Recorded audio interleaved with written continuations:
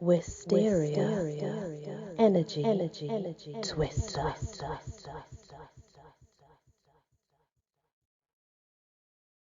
Hello everyone, welcome back to my channel and to the magical world of fairies.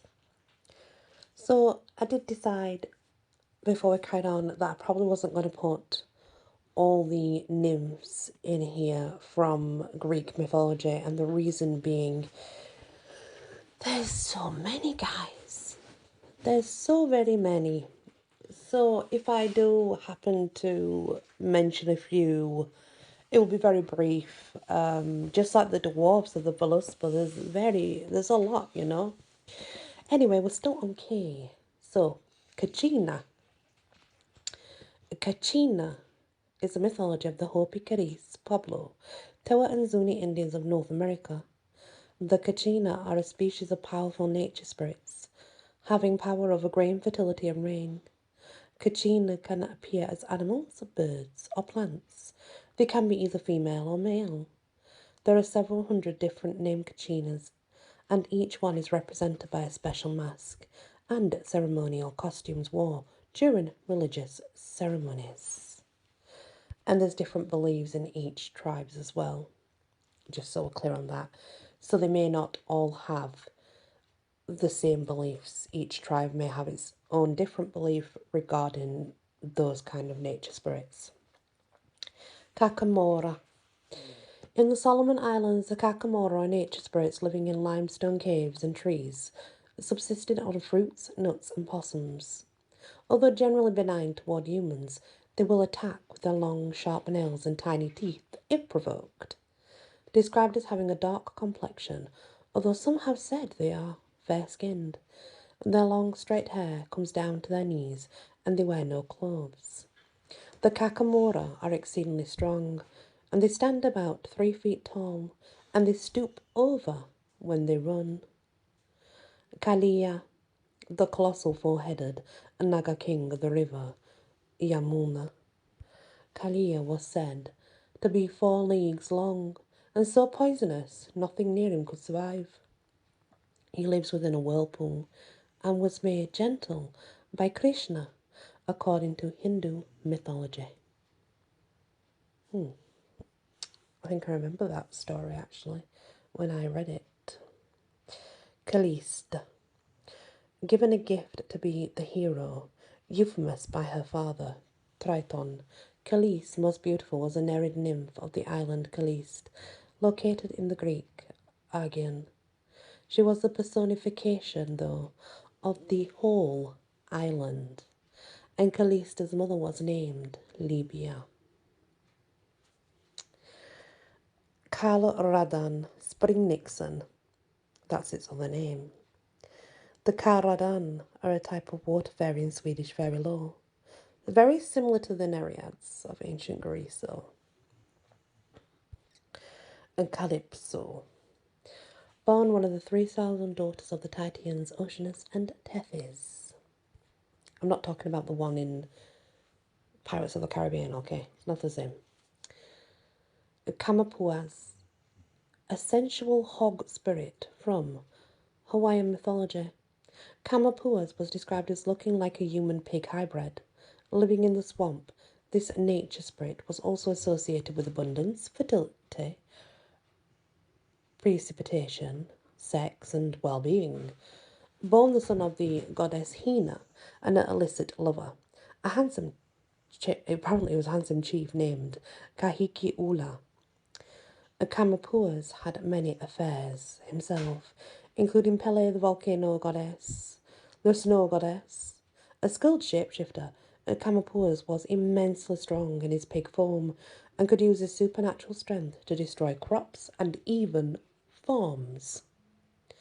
Kami, a deity. So the nature spirits in Shinto, the national religion of Japan, they were born of the union between the god Izanagi and Izanami. Sometimes the kami are seen as representations of the Buddhas. Camarina, a nymph in the town of Camarina in Sicily, southern Italy. She's an oceanid. So then we have the kappa. Now, the kappa is also called the kawako. In Japan, there is a vampiric creature living in ponds called a kappa, a river child. It looks like a green child with a long nose, round eyes, tortoise shell on its back, webbed fingers and toes, smells like fish. However, its most interesting physical feature is a dent in the top of its head, deep enough to hold water. The water sitting in the dent is representative of its power. Should a kappa attempt to attack you, quickly bow to it. As it is a stickler for courteousness and ritual, the kappa will take pause to return the bow, and when it does so, the water in the dent will spill out, rendering the creature powerless. The kappa hunts from its home in the water. It waits until a cow or horse comes to drink, then it pulls the animal down into the water. As the animal drowns, the kappa bites into the animal's anus to drain it of its blood. The only time a kappa will leave its watery home is to steal cucumbers and melons, rape women, and to rip the liver out of people. Gee, that's nice. The kappa is incredibly strong and a highly skilled sumo wrestler. It is also a skilled teacher in the art of bone setting and medical skills. It may well be the kappa is the only vampire with a cucumber fetish, no matter what may be happening all around it. A kappa will stop whatever it's doing to steal away with one should the opportunity arise. By writing one's family name on a cucumber and giving it to a kappa, the entire family will be temporarily protected from its attacks. Kappas can be surprisingly courteous, honourable, and trustworthy beings. They're highly respectful of ritual and tradition, even going so far as to challenge one of its would-be victims to a wrestling match. A kappa can be bargained with, willing to enter into contractual agreements not to attack certain people. Sounds very nice indeed. Not really, but okay.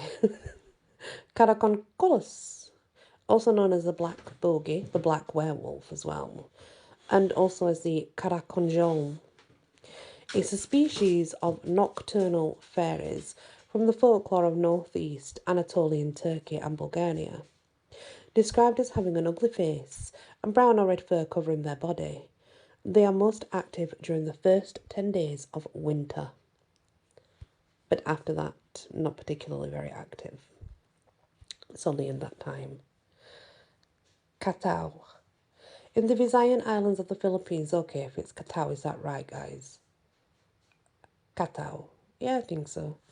The Katao is believed to be a species of water fairy similar to a mermaid or a siren, described as looking like a beautiful light-skinned woman from the waist up.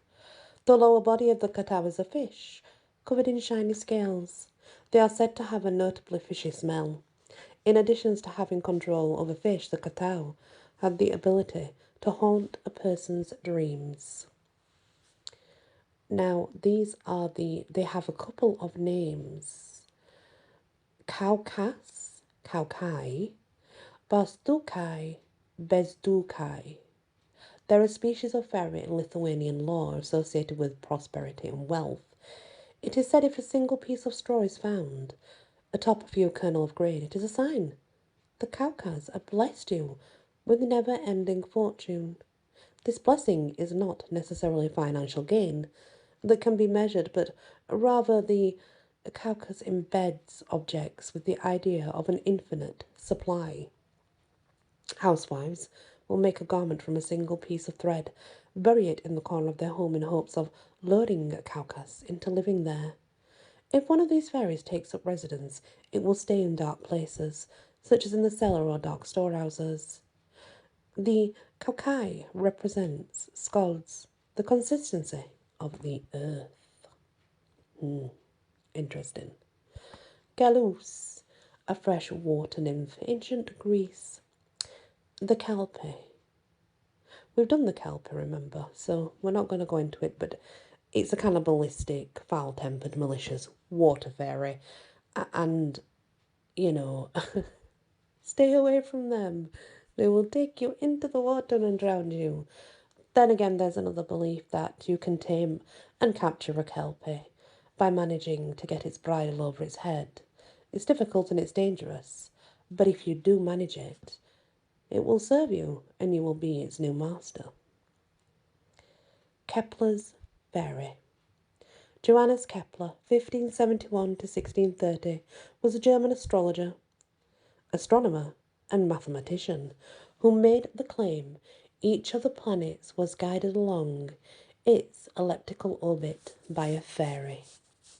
Oh, I like that though. That's kind of nice. Keto, a sea nymph born of Nereus and Doris, Greek mythology. Chariklo, Greek mythology. Chariklo was a nymph of Mount Pelion, northern Greece. And then we have Chryseis, one of the 3,000 daughters of the Titans, Oceanus and Tethys. Kijimuna, but it has extreme variations of names. The Kijimuna is also called the Akakanaza, the Bungaya, the Kinomono, monster of trees, Kijimun, Kijimuun, and Kijimuna. Specific to the island of Okinawa, Japan, the Kijimuna are a type of dryad or nymph living in the trees and guiding and protecting humans. Described as being hairy, these nature spirits will try to assist fishermen in their task.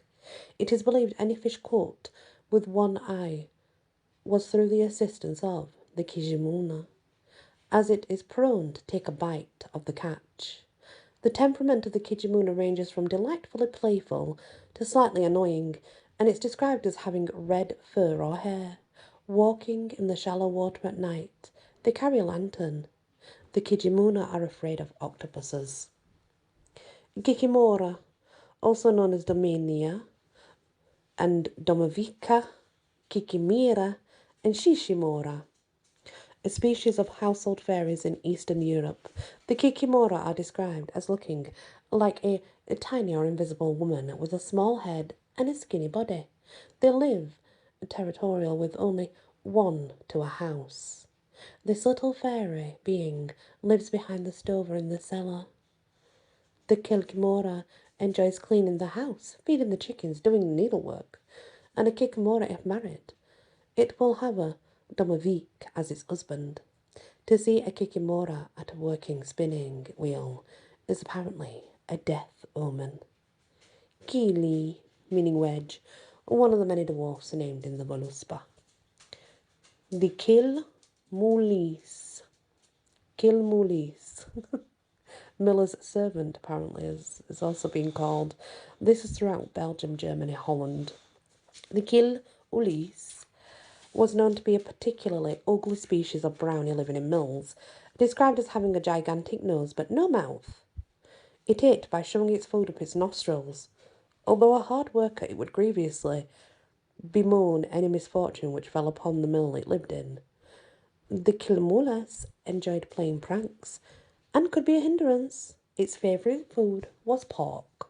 Make sure you hide your pigs. King Goldemar. Now, King Goldemar is not King Voldemort, okay? It's completely different. But he does have variations of his names, which is King Volmar and King Volmar and King Goldemar.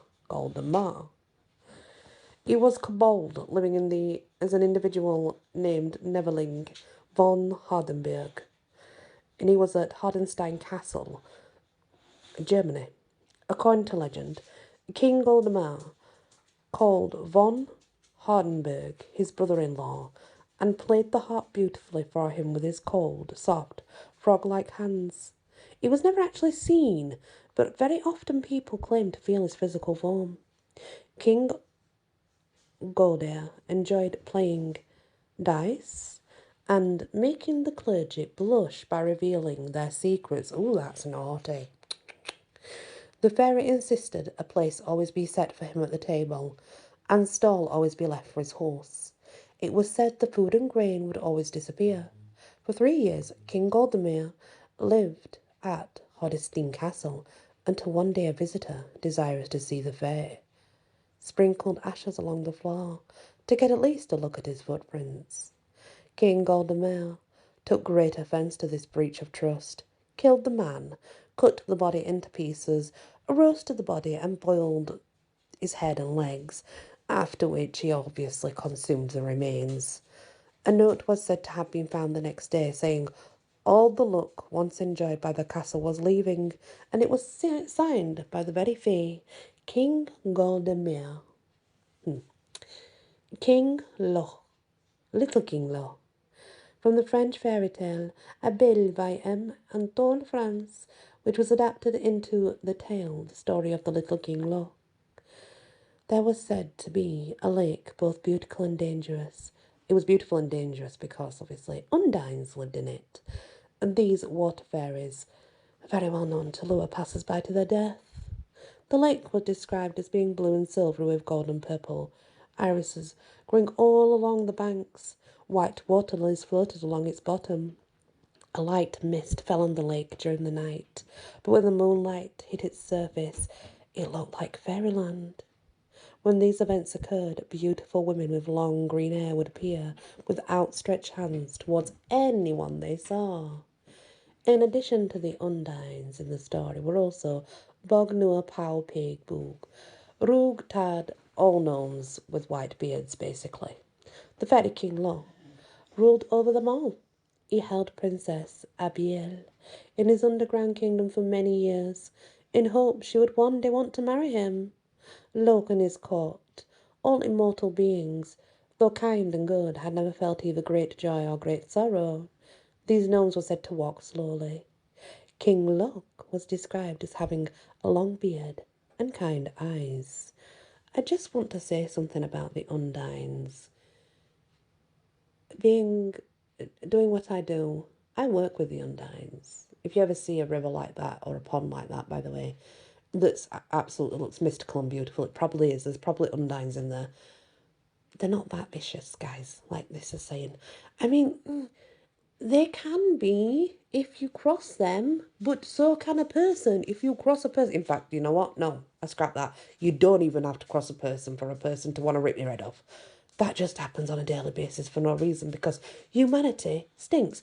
But the point is, the Undines are not as bad as what that makes them out to be. They're really not.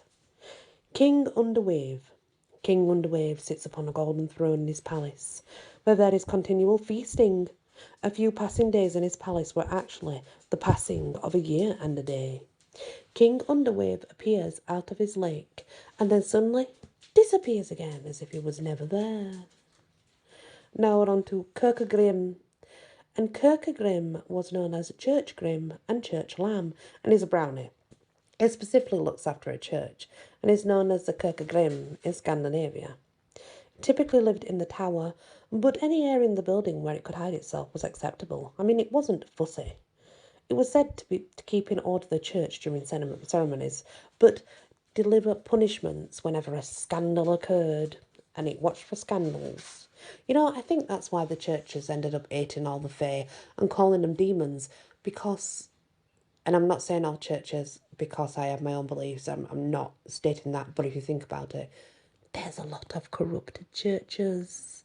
There's a lot of corrupted Jesus followers that are kind of in a cult-like mode. And I can't imagine the fae would allow that to happen. And I think they would, well, they'd retaliate. So therefore, they'd end up being called, well, there are demons because they're retaliating. But actually, we're probably the church that was wrong. But I mean, that's just, you know what? I'm going off on a tandem here. I'm literally going off on a tandem and telling you all this stuff, right, that just doesn't matter, does it? Because it's my own beliefs, really. So why should it matter? I can't believe that. It's typical of Claire to go off on tandems like this. Anyway, guys, I'm going to leave that episode for you right now because I really feel like I could talk forever and that's not what you want in an episode.